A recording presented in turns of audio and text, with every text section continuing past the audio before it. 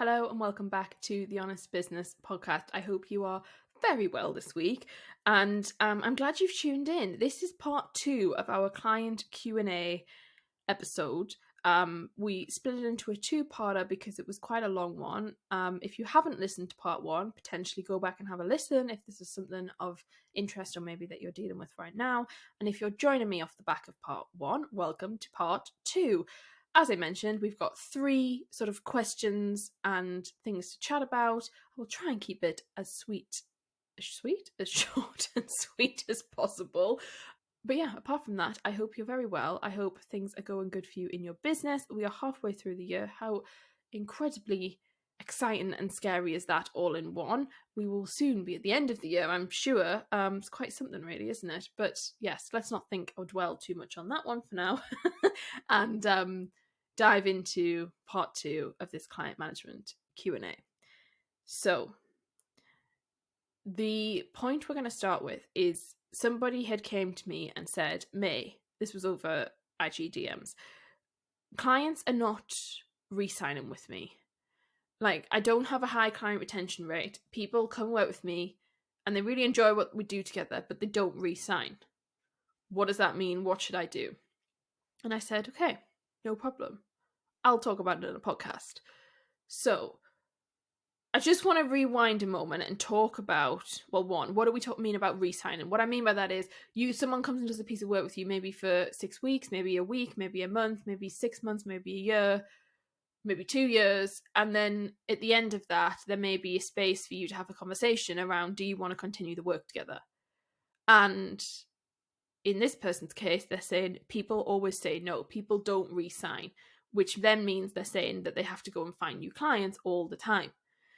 That's what we're talking about re-signing. The other thing to talk about with this is understanding why does a business value re-signing. So for some people, they will talk about retention rate, and that's something I talk about in the business. Not all the time, but we do, I pride myself, we have a high client retention rate, and that, for some businesses means a lot. If you are a reoccurring revenue based business, a good example is an agency who provides ongoing support, then re-sign rate and retention rate is quite important, some people will argue. Some business models, it just plain full stop doesn't work. So, like, for some people, you will do some work together and there is a natural endpoint and there is no need for you to continue talking or being together or continuing your work together. In a lot of businesses, there will be 2 parts to this. So there will be some offerings you have and some clients that you serve where actually re-signing doesn't make sense and isn't necessary. And then you will also have some people in some part of your business where actually re-signing does make sense. And you're sort of solving an ongoing problem. So what I would say about re-signing is typically you need to be solving an ongoing problem for that to make sense. Sometimes people re-sign and it's a sign that you haven't done your job or it hasn't gone very well. Because some people will argue that actually what you're doing shouldn't require people to have to continue beyond the time frame that you have set. And this is why it's very dependent on your business and what this means for you, yeah? So for example, if you are a love coach, let's say that. I don't often talk about coaches, but let's talk about a love coach. If you're like a love and relationship coach, it might not make sense for you to support people beyond the 3-month program that they're with you, because you might have helped them to really, rectify their relationship, improve their relationship, or find love. And therefore, there may not be a point where actually that makes sense. There may be a space for you to have a smaller ticket offer, or it could be a larger ticket offer that is, a membership that is about how do you maintain a really healthy relationship. That might be an option because it might be an ongoing thing that you're solving. But it also could be that it's a course with a one-time payment. You've got to really look at this from your whole business, and this is what I spend time with people doing, and it's beautiful, and I love this work because we map out people's businesses and their structures and their offerings and their revenue streams and work out what makes sense to have a kind of constant, ongoing, reoccurring revenue stream and what isn't. Because there's a lot of things that isn't, and it doesn't need to be. And it's sort of important for you to recognize that in your own business, because sometimes people are trying to re-sign clients and it makes zero sense and they don't need to. If we want to talk about my work, for example, some people come and do a piece of work with me and they only need that hit from me. So for example, we offer a service called CEO Strategy Day, which is a very sort of high intense, very intimate experience. It's a luxury experience with me in person. There's other bits to it, but essentially it's a sort of 24-hour, 30-hour experience that people go on. It's a very high intensity thing. The whole thing lasts maximum a month, from like the point of starting on board and to the end, sometimes 6 to 8 weeks. That is, people are coming and they want strategy and they want it there and then, and they want a load of it. They want 6 months worth in one day, and they're paying like £8,000 and they're going for it. And it's like, this is what we're here to do.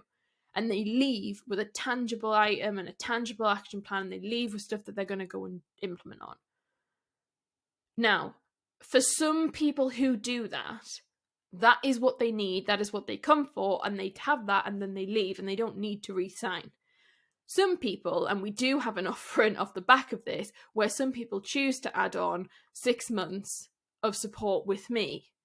Now, that's for a certain type of person who takes that specific offering, who has a business where that makes sense, or they have a certain type of personality type and leadership style where actually implementation is difficult for them, or accountability is something that they really need. And then they go down that route, and re-signing does make sense for them. But it's not really re-signing, it's kind of moving them to a different offer in the business. However, that comes from you sitting and understanding, what do people need? Where are people moving to? Do they need to move anywhere? There's so much talk in this online space, particularly about value ladders and moving people from one offer to the next thing and the next thing. I am like the anti-value ladder to some degree, because for me, I'm not saying it doesn't work, 100% works. It makes people millions and millions of pounds. It 100% works. But I don't buy into this idea that you've constantly got to be buying the next thing and the next thing and the next thing of someone. I also don't buy into the fact that you've constantly got to be spending more and more and more money. That's just a personal belief that I have in terms of business and what I see.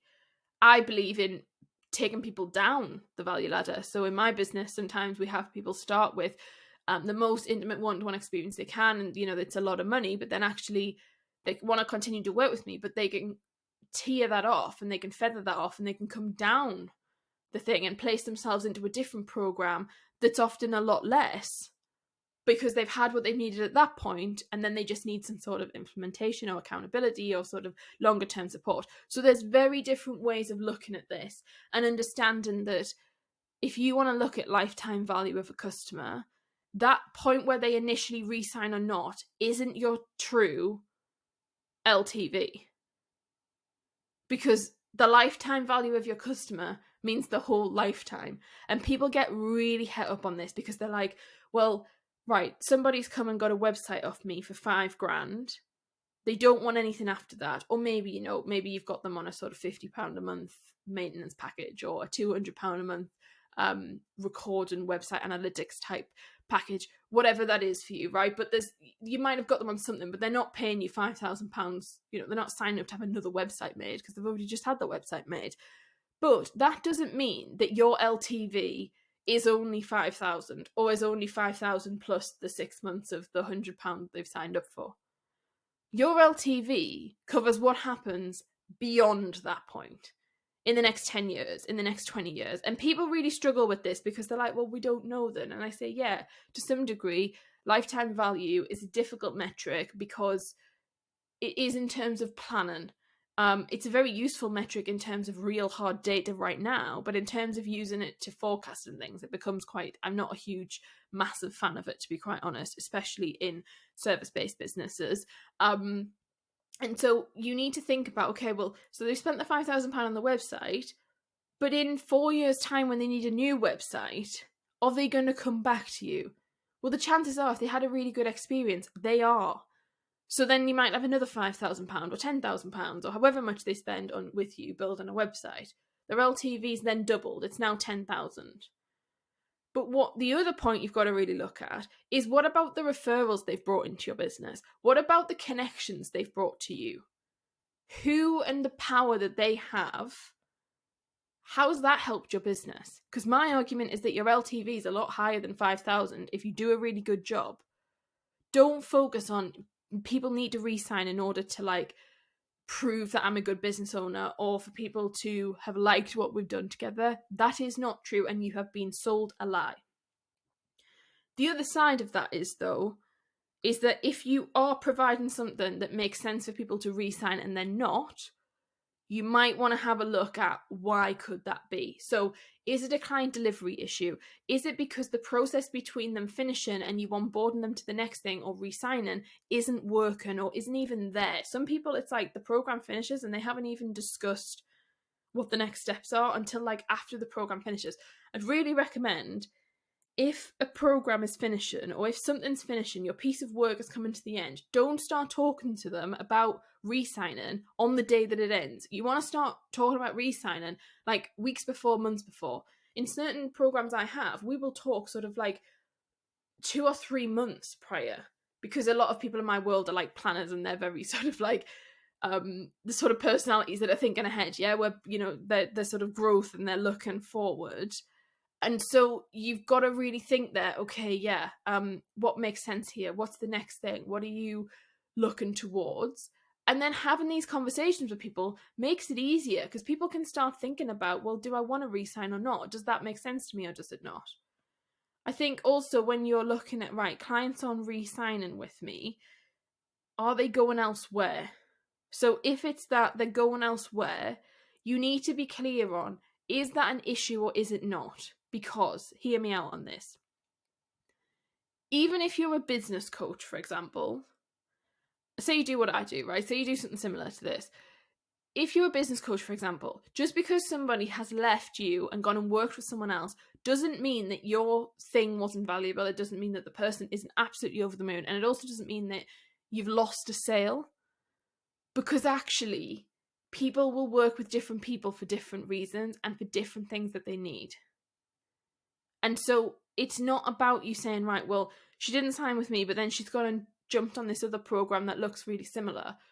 That's not for you to start analysing. People will work with people for a whole host of random reasons. Curiosity is one of the biggest, to be quite honest with you. But, you know, people are well entitled to do whatever they want to do. And you're not really entitled to know why. Many people will tell you why, but you don't need to know why. And so detaching from this idea that your worth is assigned to whether or someone re-signs in your business needs to be really clear, okay? Your worth isn't decided by that. However, on the flip side, going back to getting clients to re-sign, sometimes what you need to do is, if you're like, right, May, I do want to re-sign, I've got this client, she's amazing, I love working with her, we've done really good work, we've worked together for like 2 years or something, right? And maybe you're sensing like, oh, I don't think they're going to re-sign, but actually I really feel like they should, because there's X, Y, and Z thing we still need to do. That is where you need to be really clear, and you need to put something in place to help communicate with that person why you believe it is helpful. Now, just because you tell them why doesn't mean they're going to buy, doesn't mean that they have to or they're, you know, obliged to. But often people won't re-sign because they can't see what the next step is. They don't understand. They feel like they've exhausted everything with you. A lot of people might feel like, well, we've done this now and I'm kind of there, so I don't know what else there would be. And you're sat there thinking, I've got this whole list of things. And so that's an interesting conversation for you to have together to work out, what does that mean to re-sign? Because I think this is the thing that people don't understand about me and my business. I have clients who work with me for years and years and years, you know, for a long time.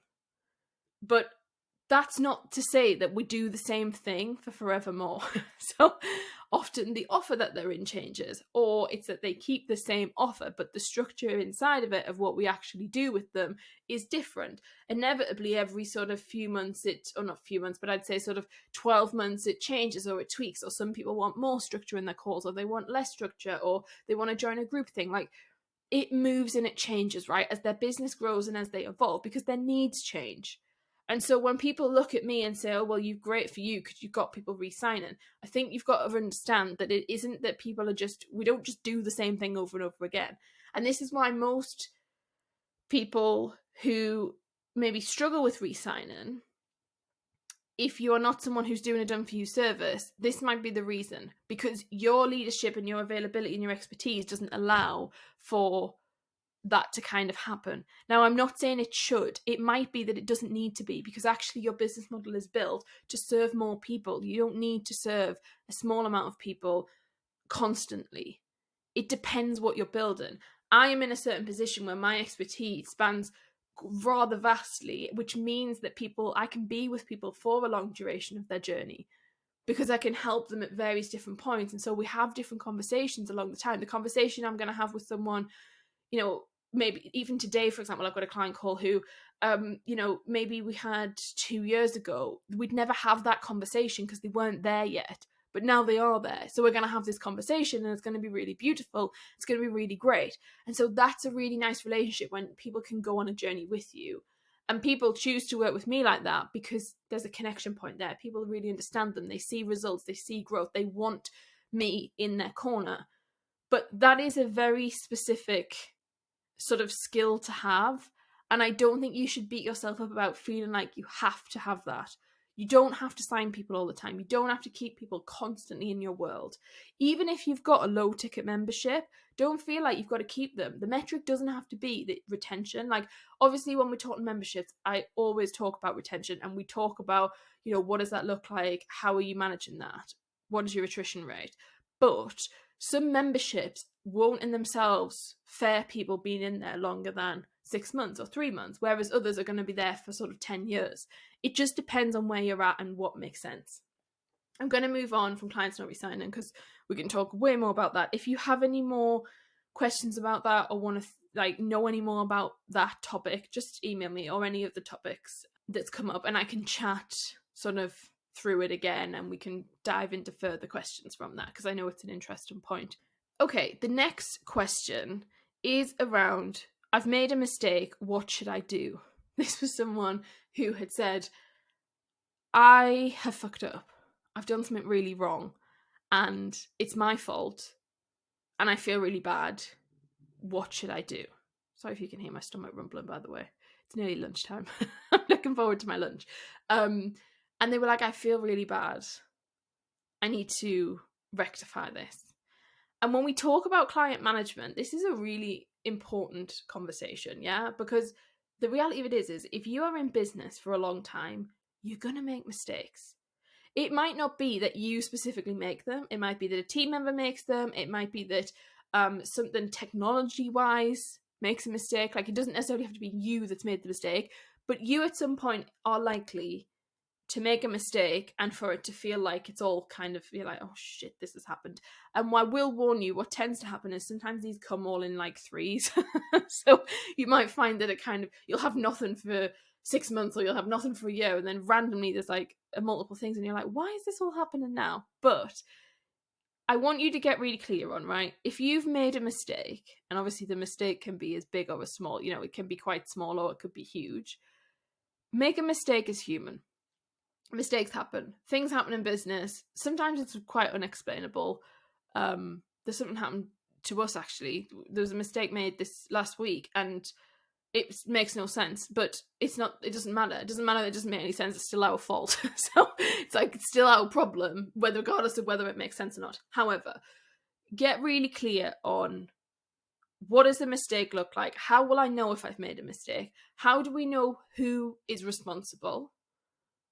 And when I mean by that is, I don't mean whether the team's responsible or whether you're responsible, because the reality of it is you are always going to be responsible, even if the team makes the mistake, in my opinion. If you're a leader, you're a leader. There are times where you are going to have to own up to things and say things and apologize for things that aren't your fault. You probably had nothing to do with it. You didn't even know what was going on potentially, but you might have to, as the leader of the business, be the person that deals with it. However, there is also this element of, when you make a mistake, honesty is key. Honesty is really key, and it will stand you in good stead. Being honest with people and open is really key. Think about it. Most people you work with are nice people. They're beautiful people. You've brought them into your world. They like you. So don't all of a sudden lose your head if you've made a mistake and think that you've got to become some sort of like bizarre human being, because you don't, right? People are human and they've also made mistakes themselves. They also have had things in their business that haven't really worked out. So don't lose your head. Don't like go off the rails. Just sit down, be really calm, sleep on it if you can. If there's something where actually you can buy yourself time and you don't have to respond straight away, if it's something that you need to respond to, please, please sleep on it. You can write what you want to say or prep what you want to say, but try and sleep on it. And then I need you to just get really clear on what makes sense from a practical perspective. Do you need to firefight something? Do you immediately need to stop something? Do you need to stop any further impact happening?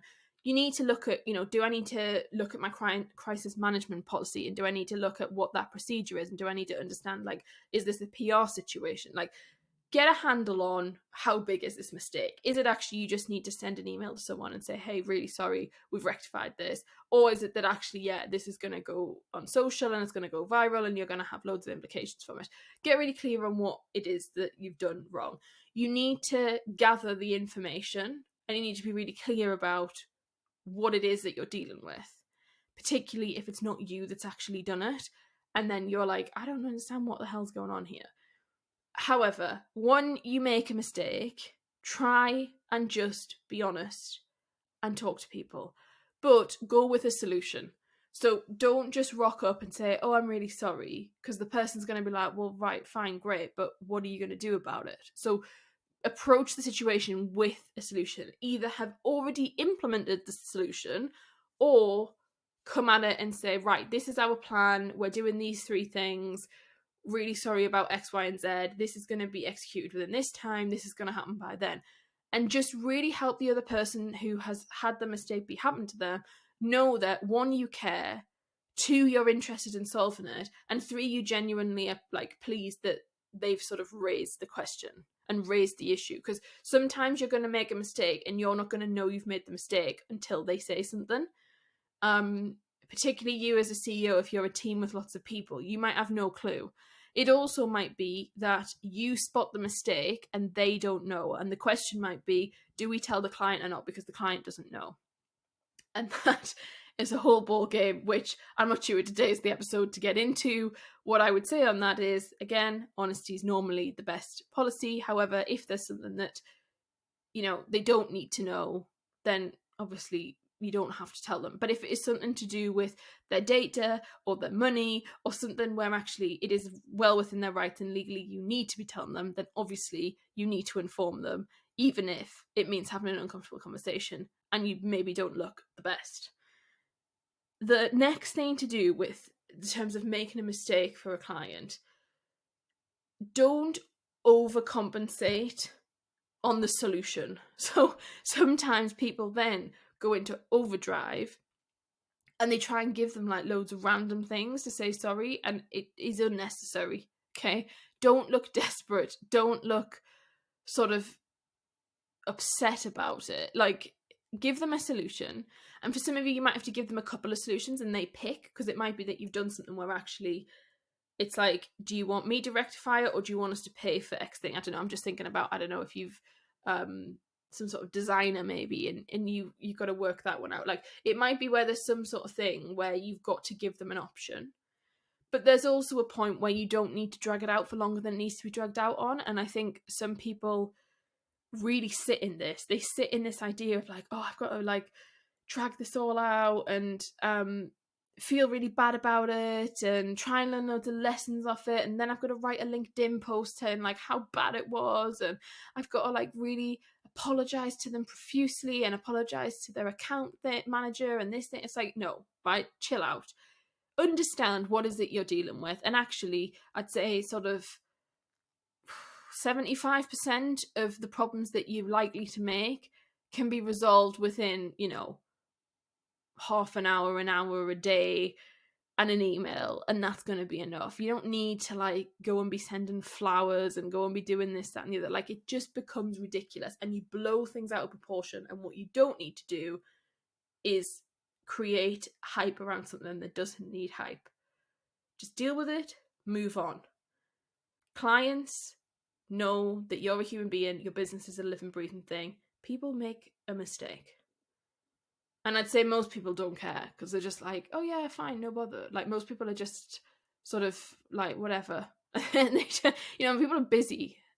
So don't sort of beat yourself up about it. And the reason I'm talking so much about this is because I know that for those of us who have good businesses, established businesses, amazing businesses, businesses that have, are amazing and incredible, often that comes with a kind of frustration and worry when something does go wrong, because you're like, oh, why did that happen? And you sort of internalize it too much because it never really happens. And sometimes those can be like the hardest ones to deal with, and it can feel quite like heavy and frustrating, but you've got to remember that it's okay. And if you had 10,000 clients and you were dealing with 10,000 clients a day, you would get a lot of issues. So if you're someone who doesn't deal with 10,000 clients a day, which most people won't be, and you're dealing with 10 a day or 5 a day, then it should be that you don't have that many issues and that many mistakes. But if you were serving 10,000, you would have a lot, and you'd have to have a sort of detachment process from it, of not getting yourself sucked into it, because it would become more normalized and it would become normal of your day to day. And actually you'd have a kind of team that deals with customer complaints, and you'd have a team that would help to kind of move it on and guide you through things. And so really understanding that's key, of like, where are you sort of letting things get bigger than they need to be. The other thing I want to talk about, well, let's leave it for the next let's leave it for the next question, because we can talk about support in that question. So I'm now going to move on to the final conundrum that we are dealing with in our client management Q&A part 2 episode, which is, this was someone who said, May, I dread client management so much so that I don't even want to sell or bring new clients in, because I just hate it. I hate the client management thing. I hate the whole thing of it. What can I do? Please, can you help? Because I want to grow my business, but I don't want to, because I don't want to have to deal with clients. So I think this is a really honest thing to say, and I think more people feel this than they will admit to.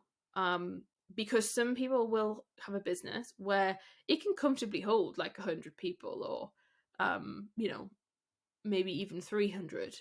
Once you get into the realms of maybe holding 2,000 customers or 10,000 customers or 100,000 customers, like, whoa, it gets very intense. And it can feel very scary, and your systems can break, and your operations cannot be cut out for it, and your SOPs don't work anymore. And it's like everything can just feel too much.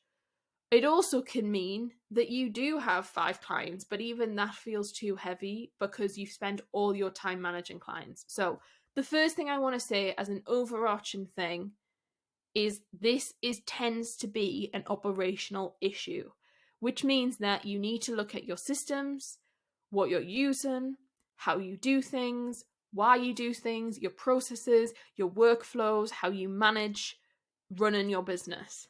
That is what this tends to be. And don't feel guilty if you've built a big business and this is a big issue. I spend a lot of time with people dealing with this stuff. Businesses who maybe have like 300 clients and are going to try and grow to 600 clients, but actually the system just is not working. Like, we couldn't hold 600 people in the system they have, and so then we have to work out a way of how does it all kind of move, and how can you evolve and scale at the same time whilst transitioning out of systems or creating new ones. So this is an ongoing issue. It's an ongoing thing. It's why having someone in your business from an operational perspective is really important, I would argue, because this is like something that needs to be in the forefront of somebody's mind, and it's not really going to be your mind, I would argue, a lot of the time. Like, it is and it isn't sort of thing. You need someone who can execute on what it is that you're talking about. So when we look at systems and operations and support around that, support is the key word. I would highly recommend that if you are someone who is scaling the business, you need someone in your corner who is an executor, an implementer, and who is someone who has an operationally devised head. Which, what I mean by that is, understands and loves and thrives on all things operations and processes, because their people are out there. Okay? And if you're super creative, that might not be you. It might be that you just hate it full stop. But there are people out there who love this stuff. And I have a number of people that I will highly, highly recommend.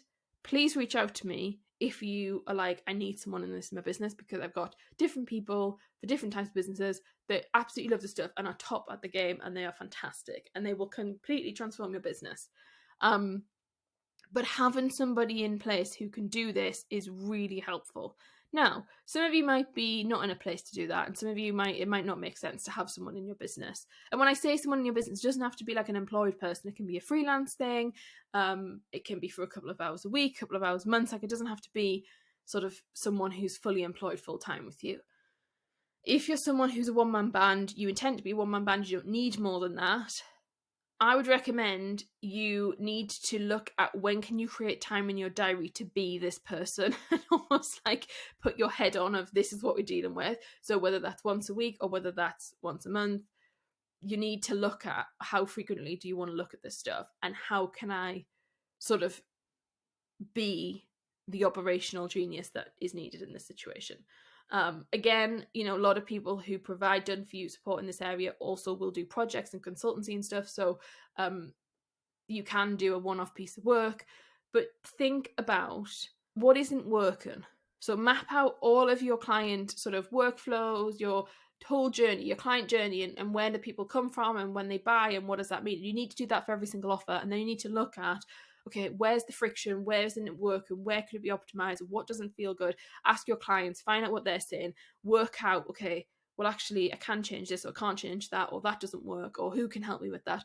And you will start to build a plan and a kind of, well, not a plan, but a vision and an audit of what you've got going on. And then you can look at how do you make that better. Now, doing that with someone is likely much more effective than you doing it on your own. Some of you will be able to do that on your own, but I'd say lots of people can't because their brains just are not wired like that. That's why you've got the issue of, I dread client management. So highly recommend seeking support with that should you sort of need to.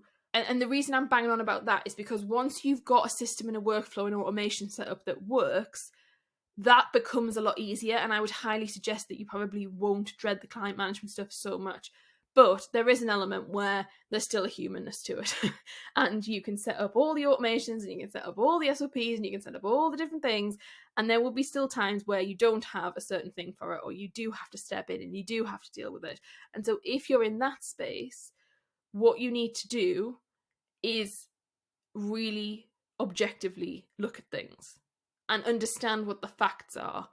And if you can, have someone else to manage this for you. So for example, in my business, I don't really manage this. Client management is not my job. Client management is someone else's job. It's my head of operations job. She deals with it. Obviously, I deliver and I'm part of client delivery. I'm also part of client experience. And I'm also part of, if client management, there's something that comes in that needs to be escalated to me, then I'm involved. But that's not my sole responsibility. That's someone else's responsibility. And so that really helps me detach, because in my job as a CEO and founder, client management does not fit the kind of thought process and the thinking and the space I need to be in to do my job correctly. They're two very different areas. And so having someone else who can deal with that and head it up and come to you just because they need approval or they need a full sign off on something. But as I say, most of it can be automated, so you don't even have to do that. There's a lot of it that can be automated. That really helps to make this not something that feels like it's drowning you. Because the reality of this is, client management can take people days a week if it's not if someone's systems are not set up correctly. It can literally you can go from having to spend a day a week on admin to it taking 15 minutes a week. Not even that. It might even take you 5. So don't underestimate this, and don't underestimate the gap of what you don't know, and this whole idea of, where can you improve things, because the smallest tweak can give you back a real nice amount of time and can really help with this whole process. If you don't have someone to support you, having a separate email address account is a really practical thing. So do you have a support inbox separate from your personal email? That can help. Do you have someone else who replies on behalf of you who is on your team but technically isn't? Now, This I find quite funny, but I have had clients who've said this to me in the past, who've said that they have someone else, and sometimes that is a man, it's a man's name, who is the kind of client person. We don't personally have this, I have people who help me, but I share that with you because I think it's an open and honest share from clients that I've had on more than one occasion, of people saying, well, actually, yeah, we have John on the team who deals with, client management, and John responds to clients when it's necessary. And I think that's quite interesting. It depends what your values of your business are. It depends on, how much you want your clients to understand who your team are and interact with them. For us, it doesn't really work because, one, obviously we have support, but two, because I'm very open with who is part of our team, just, well, on a client facing front. And, I want people to have a relationship to some degree with them in terms of feeling like they can reach out at any point. However, if you're someone who operates, I don't know, in certain spaces, that might work for you. And I think it's quite a funny and interesting thing. But it helps people. The reason people do that is because it helps them to differentiate between themselves and the business, because often for us, all of us get really sucked into our businesses and us being it, and it's not a personal attack on us. It's not a personal kind of thing on us. It's just part of your business to manage clients. So that would be something that I'd really suggest that you look at, as in terms of where can you get support? What does support mean for you? What does your current sort of business look like? And where are your systems and operations really sort of lacking, and where can you improve on them, and where can that really help you? The other thing to think about for this person specifically is, if you dread client management so much that you don't want to sell or bring new clients in, look at your business model and what are you selling? And are you selling things that are high in terms of potential client management issues? So do you sell a membership where actually people's cards constantly default and you've got payment issues and things like that's going to feel really heavy? And we have conversations about this in the business, right? So certain programs we offer, or certain things that we're like, oh, I'm going to launch this, and it's like, no, we're not, because of X amount of time that I'm going to have to allocate resource to in terms of client support, etc., or client management of payments, etc. Like, there is certain things where you can pick to sell certain offers that will or can be less heavy on the client management stuff. So, for example, if you have a really solid onboarding process and you have a really good application and workflow process for a 12-month mastermind, or a 12-month container of someone for a done-for-you service, potentially you shouldn't have that many issues once you've got them effectively onboarded. You can't argue, is pretty smooth. Some of you will sit there and completely disagree and be like, no, that's my worst nightmare. It's totally up to you what you kind of want to do. Whereas for some people, putting them on a done-for-you course where they're paying over 12 months, that potentially can be a real nightmare, because some people will find that people just don't pay. But this is all dependent on your business, and it varies so much. So I'm kind of going to stop talking on that, because I feel like I say one thing and for another person it's going to be a different situation. But it's why personalization is so key when we're talking about this kind of strategy on a deep level. But yeah, I think look at your business model, look at what sort of thing you want to do. Do you want to have new clients every single day coming into your inbox? Do you want 10 new clients a day? Do you want 100 new clients a day? Do you only want to enroll 100 people at one point of the year? Do you want to enroll 5 people for the whole year? Understand, what do you want your business to look like, because that can really impact your client management. That is all for today's episode. I feel like we've really gone there with client management, and I hope you have enjoyed the episode. I hope it's useful. Come and chat to me over on Instagram. I'm at may.james_. Let me know what you think and what thoughts have come up from the episode. If you've got further questions you want me to answer about client management, I'm more than happy to. We've really sort of only hit the top of the iceberg. But just to recap generally, client management definitely is an operational issue. It's in your operations department. Time needs to be given to it. You need to be refining it. It's never a one and done thing. There's always more you can do to help improve it. Automation, it will really change the game for you across the board. But using human humanness and being really subjective and objective also can really help. I'm just sat there thinking about subjective and objective. I really enjoy the two words. Far too much, probably. Sometimes being subjective is important, but I would argue that objectivity is the key. And really get clear on what does your scale and your business look like, because often your client management process will need to tweak or change or be completely revamped in some cases. That is all for today. I will speak to you soon. I will see you next week. Thank you for listening and tuning in. Bye for now. Bye.